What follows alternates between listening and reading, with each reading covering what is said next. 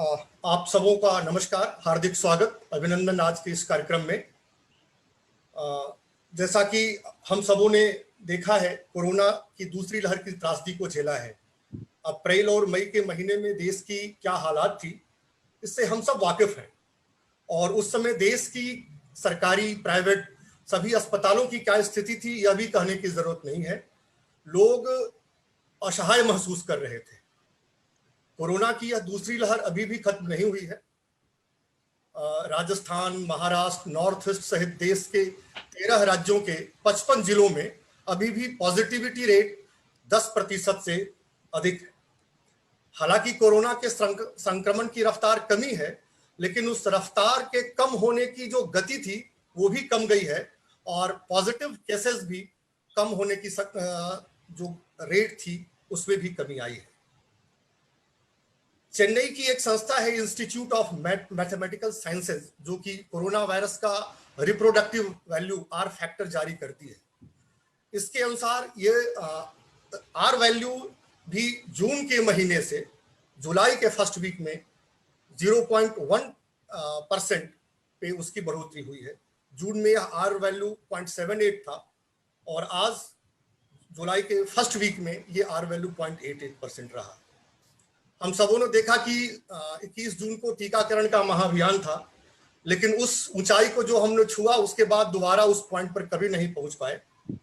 और आज रोजाना 30 से 40 लाख लोगों को ही टीका लग रहा है। इस हिसाब से इस साल के अंत तक जो टीकाकरण, सबों को टीकाकरण करने का लक्ष्य है, उसको हम शायद न छू पाए। दुनिया के कई देशों में अभी तीसरी लहर को देखा है और कई देशों में अभी तीसरी लहर चल रही है। भारत में भी इसकी आहट सुनाई पड़ने लगी है। जब से ये अनलॉक का प्रोसेस स्टार्ट हुआ है, हम सबों ने देखा कि भीड़ किस तरह से उमड़ रही है। रिवेंज टूरिज्म का दृश्य भी अपने आंखों से देखा। ऐसे में सवाल उठना लाजमी है कि हम लोग कोरोना की इस दूसरी वेव से क्या सीखा और आगे हमारे लिए इसकी क्या चुनौतियां हैं। तो आज इसी विषय पे हम चर्चा करेंगे। इस चर्चा का आयोजन कोविड रिस्पांस कोऑर्डिनेशन कमेटी और हेल्थ वायर मीडिया की ओर से किया गया है। Covid response coordination committee Bihar और मध्य प्रदेश के, खास करके इन्हीं दो राज्यों से संस्थाओं का एक समूह है, जो कि पैरवी के साथ मिलकर कोरोना प्रभावित लोगों को राहत, बचाव और काउंसलिंग सपोर्ट का काम करती है। हेल्थ वायर मीडिया एक हेल्थ केयर, हेल्थ पॉलिसीज और वेलनेस पे काम करने वाली डिजिटल मीडिया प्लेटफॉर्म है। एक दो शब्द मैं कोविड रिस्पांस कोऑर्डिनेशन कमेटी के बारे में और बताना चाहूंगा, जानकारी आपसे साझा करना चाहूंगा। कोविड रिस्पांस कोऑर्डिनेशन कमेटी में हमारे साथ 100 से अधिक वॉलेंटियर जुड़े हुए हैं और स्थानीय स्तर पे डॉक्टर्स की भी एक टीम है। इस अभियान के तहत हम लोगों ने अब तक 3000 से अधिक व्यक्तियों तक पहुंच बनाई है, जिसमें वॉलेंटियर काउंसलिंग, मेडिकल सपोर्ट, जो अत्यधिक निर्धन या असहाय हैं, अकेले हैं, उनके लिए खाद्य सामग्री का वितरण, साथ साथ टीकाकरण शिविर का आयोजन शामिल है। इस कार्यक्रम में हमारे साथ कुछ संस्थाएं शामिल हैं, जिनमें समग्र सेवा, बंदी अधिकार आंदोलन, जवाहर ज्योति बाल विकास केंद्र, अमर सेवा त्रिशला आश्रम, चेतना सामाजिक संस्था, लोक विकास संस्थान, नागरिक अधिकार मंच और सत्यकाम जल कल्याण सेवा समिति जैसी संस्थाएं शामिल हैं। आज की इस चर्चा में हमारे साथ कई खास मेहमान हैं, भारत से भी और भारत के बाहर से भी डॉक्टर्स जुड़े हुए हैं। मैं उनका एक एक करके आपके बीच परिचय करा दूं। दिल्ली से जो डॉक्टर जुड़ने वाले हैं वो बारिश के कारण अभी नहीं जुड़ पाए हैं। उन्होंने कहा है कि 5 बजे के करीब जुड़ेंगे। हमारे साथ आज के इस चर्चा में डॉक्टर ए के कुमार हैं। डॉक्टर ए के कुमार सीनियर स्पेशलिस्ट हैं, हेड हैं department of medicine, Indira Gandhi ESI hospital Delhi का। इससे पहले वो डिपार्टमेंट ऑफ मेडिसिन में रजिस्ट्रार रह चुके हैं और उनको 2005 में मेडिसिन के फील्ड में जेम ऑफ इंडिया का भी अवार्ड मिल चुका है। हमारे इस कार्यक्रम में जुड़ेंगी डॉक्टर नीलम मोहन। डॉक्टर नीलम मोहन डायरेक्टर हैं पीडिया का और एचओडी है पेडियाट्रिक्स गैस्ट्रोएंटेरोलॉजी का, हिपेटोलॉजी और लीवर ट्रांसप्लांटेशन का। डॉक्टर मोहन को prestigious BC Roy national award से नवाजा जा चुका है। और अभी मार्च में, इसी साल मार्च के महीने में फोर्ब्स मैगजीन में जो पावरफुल परफॉर्मर की सूची जारी हुई थी, उसमें भी डॉक्टर मोहन का नाम है। प्रधानमंत्री जन आरोग्य योजना की सलाहकार भी है। हमारे साथ इस कार्यक्रम में डॉक्टर आनंदमयी सिन्हा जुड़ेंगी। डॉक्टर आनंदमयी सिन्हा सीनियर स्पेशलिस्ट हैं गायनिकोलॉजी की, और अपने 2 दशक के मेडिकल कैरियर में वो भारत में आर्म फोर्स में काम कर चुके हैं 7 सालों तक। उसके बाद अभी MNC royal medical centre Abu Dhabi Dubai में काम करती हैं। किरण सिन्हा जुड़ी हुई हैं हम लोगों के बीच में। किरण सिन्हा जी जनरल प्रैक्टिशनर है नेशनल हेल्थ सर्विसेज लंदन की। हालांकि वहां से वो उन्होंने अर्ली रिटायरमेंट लिया और अभी कई सामाजिक संगठनों के साथ, बिहार में पटना के भी कई एनजीओज के साथ वॉलंटरी मैडम जुड़ी हुई है। मैडम आपका हार्दिक स्वागत, अभिनंदन। हम लोगों को बीच में डॉक्टर प्रभास सिन्हा जुड़ेंगी। प्रभास सिन्हा लंदन से है, वो भी सीनियर स्पेशलिस्ट है गायनिकोलॉजी की, और हम लोगों के साथ भी इस कोविड रिस्पांस कोऑर्डिनेशन कमेटी के इस अभियान में भी लगातार जुड़ी रही है। तो मैं अपने वक्ताओं का एक बार पुनः स्वागत, अभिनंदन करता हूं। और एक चीज ये है कि कार्यक्रम की शुरुआत में सभी जो हमारे पैनलिस्ट हैं वो अपनी बात रखेंगे। उसके बाद अगर जरूरत पड़ी किसी वक्ता को, जैसे हो सकता है कि नीलम मोहन जी को जाना पड़े, तो जिनको जाना होगा वो सवाल हम उससे पहले भी उनके रहते कर लेंगे, या फिर सभी पैनलिस्ट एक बार बात कर लें, उसके बाद हम डिस्कशन ओपन करेंगे और जो भी सवाल प्रतिक्रिया होगी उसको हम लेंगे। इस बीच चैट बॉक्स में कोई सवाल हो वो आप लिख सकते हैं, हैंड रेज करके कुछ कहना हो वो भी कर सकते हैं। तो ये सारी सुविधाएं हैं। चर्चा बेशक डॉक्टर लंदन से भी जुड़ी है, लेकिन चर्चा मुख्यतः हम लोग हिंदी में करेंगे, क्योंकि हमारे जितने साथी हैं जुड़े हुए वो हिंदी भाषी क्षेत्र के हैं। तो इससे पहले कि मैं अपने वक्ताओं के पास जाऊं, मैं आग्रह करूंगा पैरवी संस्था के डायरेक्टर हमारे श्री अजय झा सर से कि वो इस कार्यक्रम की औपचारिक शुरुआत करें और अपने वक्ताओं और प्रतिभागियों का स्वागत करें। झा सर। थैंक यू बंधु जी। सब लोगों का स्वागत, खास करके अपने डॉक्टर्स, मेडिकल समुदाय से जो डॉक्टर्स हैं, डॉक्टर किरण सिन्हा, और जो डॉक्टर्स हम लोगों के साथ बाद में जुड़ने वाले हैं, डॉक्टर शिप्रा माथुर जी भी हैं हमारे साथ, प्रोफेसर संजय भट्ट जी भी हैं। सब लोगों का स्वागत, सभी साथियों का स्वागत। जैसा कि बंधु ने बताया कि ये कार्यक्रम कोविड रिस्पांस कोऑर्डिनेशन कमेटी और हेल्थ वायर के सौजन्य से आयोजित किया जा रहा है। तो ज़्यादातर आप लोग कोविड रिस्पांस कोऑर्डिनेशन कमेटी से परिचित हैं आप लोग, और हेल्थ वायर के बारे में बंधु जी ने बता देगा कि स्वास्थ्य के विषय पे चर्चाएं और ऐसे प्लेटफॉर्म्स क्रिएट करना जिस पे लोग आपस में बात कर सकें, वो उसमें कंट्रीब्यूट करते हैं। तो आज की ये बैठक आयोजित करने के लिए बहुत बहुत धन्यवाद। और हम लोगों में इस बात का बहुत सम्मान है कि डॉक्टर आनंदमयी सिन्हा, डॉक्टर प्रभास सिन्हा, डॉक्टर किरण, डॉक्टर प्रेम, ये लोग कई महीनों से हमारे साथ जुड़े रहे हैं, और उन्होंने लोगों को ये भी अलाउ किया है कि वो उनको मिस्ड कॉल दें, और वो वापस फ़ोन करते हैं, डॉक्टर ही उनको और उनको सलाह देते हैं। तो मुझे लगता है कि ये टेली हेल्थ से एक स्टेप और ऊपर है, missed call health through telecalling. तो बहुत सम्मान और बहुत अभिनंदन सब लोगों का। आज की बातचीत का विषय जो रखा है आप लोगों ने वो है कि lessons from the Covid pandemic and preparing for the third wave. तो मुझे लगता है कि कोविड पैंडेमिक सब लोग, आप लोग, हम लोग देख ही रहे हैं। मुझे लगता है कि हमारे बीच में काफ़ी सारे डॉक्टर्स बातचीत करेंगे, तो मेडिकल का जो पक्ष है या हेल्थ का जो आयाम है उसके संदर्भ में तो वो लोग बातचीत करेंगे ही, लेकिन हम लोग एक सामाजिक संस्था होने के नाते हम लोग इसके जो थोड़े सामाजिक पहलू हैं उस पर भी बात करना, मैं 2 मिनट में ब्रीफली अपनी बात रख दूंगा। देखिए, जहाँ तक लेसन्स का सवाल है तो 2-4 बड़े इम्पोर्टेंट लेसन्स रहे हैं। मैं ब्रॉडली अगर बात करूँ तो पहला तो ये है कि इस कोविड पैंडेमिक के दौरान हमारे समाज में जो गैर बराबरी है, जो इनइक्वालिटी है, वो और उभर के आई।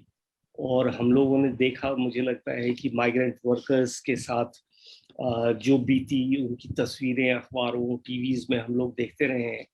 और मुझे लगता है कि कई आने वाले दशकों तक भारत की वो एक डिफाइनिंग इमेज होगी, अनफॉर्चुनेटली, कोविड-19 पैंडेमिक के दौरान। तो गैर बराबरी जो समाज में हमारे थी ऑलरेडी, वो और बढ़ी और उभर के आई है। और अगर मैं बात करूं तो वैश्विक स्तर पे 132 मिलियन लोग जो है तकरीबन, और जो एक्यूट गरीबी है उसमें जाने वाले हैं पैंडेमिक की वजह से। 142 मिलियन जो है लोगों का, एक्सपर्ट्स का मानना है कि 142 मिलियन और लोग जो है भूखमरी की कगार पे जाएंगे, या एक्सट्रीम हंगर से उनका वास्ता होगा। तो दुनिया भर की इकोनॉमी की स्थिति काफ़ी खराब रही, काफ़ी हेल्थ की स्थिति खराब रही, स्वास्थ्य सेवाओं और बाकी सब चीज़ों की भी स्थिति काफ़ी खराब रही। तो मुझे लगता है कि एक फोकस्ड एफर्ट इस पे भी करने की ज़रूरत है वैश्विक स्तर पे, कि ये गरीबी, गैर बराबरी और बढ़ती हुई जो हंगर की स्थिति है उससे कैसे निपटा जाए। दूसरा लेसन मेरे हिसाब से ये है कि हम जो लॉकडाउन रहा 2020 में 2.5-3 महीने, और 2021 में भी तकरीबन 2-2.5 महीने, उससे हमको थोड़ी सी स्वतंत्रता की वैल्यू क्या है, स्वतंत्रता की वैल्यू, आज़ादी का महत्व क्या है, वो हमें, मुझे लगता है कि एज अ सोसाइटी थोड़ा सा बेहतर समझ में आया। मैं कहूँगा कि एक बड़ा इम्पोर्टेंट लेसन ह्यूमिलिटी का भी रहा, मतलब हम्बल, मतलब लोगों को हम्बल होना चाहिए। मैं इस सेंस में कह रहा हूँ कि विज्ञान अच्छी चीज है, और विज्ञान पे जहाँ तक हम लोग पहुंचे हैं वो एक बड़ा अचीवमेंट है ह्यूमन काइंड के लिए। लेकिन एक मौके पे हमने देखा कि विज्ञान भी हेल्पफुल नहीं था, हालांकि बाद में टीका आया। तो ये एक बड़ा संदेश था कि नेचर के सामने, प्रकृति के सामने कोई भी चीज बड़ी नहीं है। और मुझे लगता है कि हमको ये भी समझना चाहिए इसी कंटेक्स्ट में कि ये तो एक जूनोटिक डिजीज है, और जानवरों से इंसानों में आया है। और ये समझ लें एक तरह से कि 1% ही ऐसे जूनोटिक डिजीज से हमारा अभी वास्ता पड़ा है। और वैज्ञानिकों का मानना है कि 17 मिलियन ऐसे जूनोजेस हैं जो कि मतलब जो दुनिया में बर्फ जो है, परमाफ्रॉस्ट है, उसमें फ्रोजन है। और उनसे हमारा रूबरू होना या हमारा वास्ता पड़ना, अगर हम ऐसे ही नेचर को ट्रीट करते रहे तो तकरीबन तय है। तो मुझे लगता है कि हमको समझनी चाहिए कि हमारे इकोनॉमिक डेवलपमेंट मॉडल्स में जो है नेचर को कैसे सेंटर किया जाए, प्रकृति पे कैसे खास ध्यान दिया जाए, वो एक बड़ा संदेश रहा है ह्यूमिलिटी और हम्बलनेस का। एक संदेश ये भी रहा है कि कम्युनिटी इंपॉर्टेंट है, समुदाय हमारा जो है वो इम्पोर्टेंट है। और बहुत, जैसे शिप्रा जी हम लोगों के बीच में है, ये बार बार कहती हैं कि इंसानों ने ही इंसानों की मदद की। मतलब ऐसी परिस्थिति थी कि कहीं किसी भी क्वार्टर से हम लोग मदद नहीं मिल पा रही थी। जो लोग बीमारी में थे, जो लोग क्या कहा जाए, लाचारी में थे, और इंसान ही इंसान की थोड़ी बहुत मदद कर पा रहा था। तो हमको ये एक sense of stronger community values को हम कैसे एनकरेज करें, ये हमारे लिए एक लेसन भी है, और हमारे लिए एक आगे काम करने की दिशा भी है।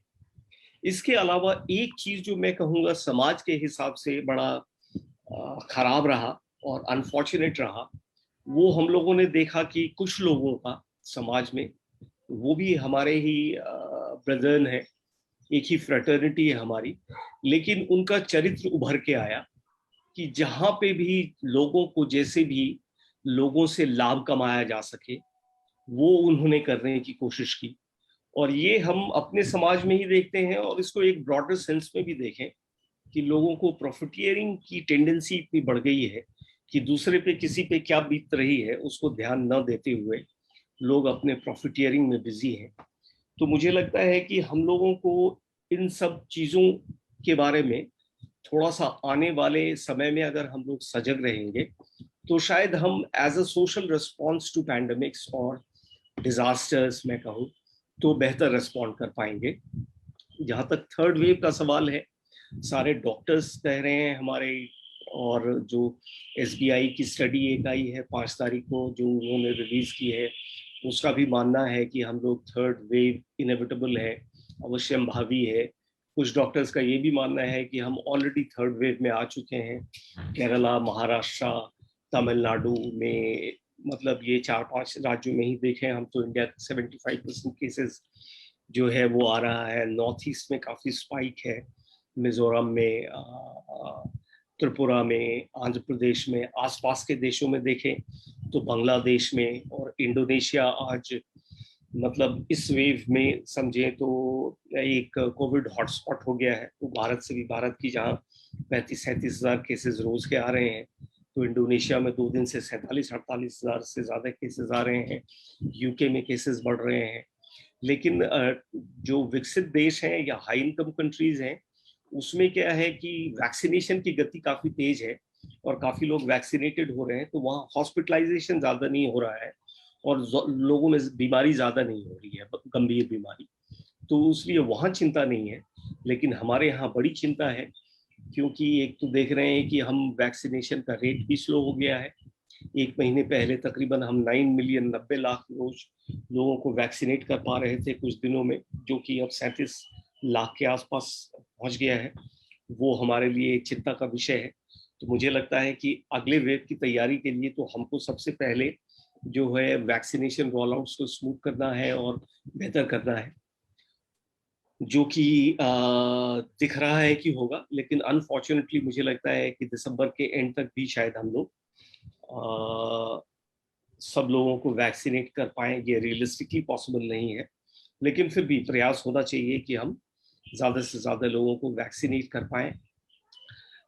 दूसरी बात मैं कहना चाहूँगा कि डॉक्टर्स और नर्सेज और जो फ्रंटलाइन वर्कर्स हैं, खास करके डॉक्टर्स और नर्सेज की मैं बात करूँगा कि तकरीबन 18-19 महीने से वो लोग लगातार काम कर रहे हैं। तो मुझे लगता है कि हमको एक नई टीम भी बनाने की जरूरत है, वर्कफोर्स बनाने की जरूरत है, जो कि तीसरे वेव में बिना लेथार्जी के और बिना थकान के तीसरे वेव में पॉजिटिवली कंट्रीब्यूट कर पाए। बच्चों पे ऐसा कोई स्पेशल खतरा नहीं है, लेकिन इस बात को ध्यान में रखते हुए कि तकरीबन हमारे यहाँ 15 से 17 करोड़ तो बच्चे जो हैं वो 12 से 18 साल के हैं, जो कि कंप्लीटली अनप्रोटेक्टेड हैं। और खास तौर पे और भी जो छोटे बच्चे हैं, जैसे मैं देख रहा था डॉक्टर रेड्डी के इंटरव्यू, उनका कहना है कि हमारे यहाँ ऐसा बच्चा जिसका कि वजन 5 साल से कम हो, उसके लिए पूरे देश में सिर्फ 1000 वेंटिलेटर है। तो ये बड़ी चिंताजनक स्थिति है। और बहुत लोगों का ये भी मानना है कि हमें राज्यों में और अलग अलग जगह पे बच्चों के लिए स्पेशल अस्पताल कुछ खोलने चाहिए, क्योंकि बच्चों की रिक्वायरमेंट अलग होती है। बच्चों के साथ पेरेंट्स भी रहेंगे और उनको डॉक्टर और नर्सेस सिर्फ हैंडल कर पाए वो पॉसिबल नहीं है, उनको 24 आवर सुपरविजन की ज़रूरत है। तो शायद उनके लिए थोड़ी सी अगर अभी से हम तैयारी कर पाए तो वो बेहतर होगा। लेकिन खास करके आखिर में मैं एक ही बात कहना चाहूँगा कि अगर वेव आने वाली है, जो कि मोस्ट लाइकली है, क्योंकि लोगों के बिहेवियर से भी हम लोग देख रहे हैं, बंधु ने पहले चर्चा की, लोग एकदम वेंजियंट शॉपिंग की बात करें, ईटिंग आउट की बात करें, बाहर खाना खाने की बात करें, टूरिज्म की बात करें, तो उसमें इंगेज कर रहे हैं और कोविड एप्रोप्रिएट बिहेवियर नहीं फॉलो कर रहे हैं। लेकिन मेरा कहना है कि इंफ्रास्ट्रक्चर हम कितना भी मजबूत कर लें, व्यवस्थाएं कितनी भी बेहतर कर लें, लेकिन शायद हम वो व्यवस्थाएं इतना कभी नहीं कर पाएंगे जो कि एक महामारी के लिए आवश्यक होती है, क्योंकि कोई भी प्लानिंग महामारी के लिए नहीं होती है। और हमने देखा कि न्यूयॉर्क जैसे जगह में, लंदन जैसे जगह में, इटली जैसे जगह में, फ्रांस जैसे जगह में, स्पेन जैसे जगह में, बहुत सारे कंट्रीज में जहाँ की स्वास्थ्य सुविधाएं काफी बेहतर है हमारे, उनके रिस्पॉन्सेज भी काफी पुअर रहे। तो मुझे लगता है कि अब जो है इंडिविजुअल रोल की ज्यादा एक जिम्मेदारी है। और अगर हम जो बेसिक रूल्स हैं, मास्क पहनना, दूरी बना के रखना, हैंड हाइजीन मेंटेन करना, ये सब अगर नहीं हम मेंटेन करेंगे तो मुझे लगता है कि ऐसी परिस्थिति में तीसरी वेव की जिम्मेदारी लोगों पे होगी, ना कि सरकार पे और हेल्थ सिस्टम की इनएडिक्वेसी पे। तो मैं अपनी बात यहीं खत्म करता हूँ। हमारे साथ डॉक्टर अवधेश जी भी जुड़ गए हैं, डॉक्टर आनंदमयी भी जुड़ गई हैं, डॉक्टर प्रभा सिन्हा भी जुड़ गए हैं। तो सब लोगों को हम लोगों की तरफ से नमस्कार और आप लोगों का स्वागत। शुक्रिया सर।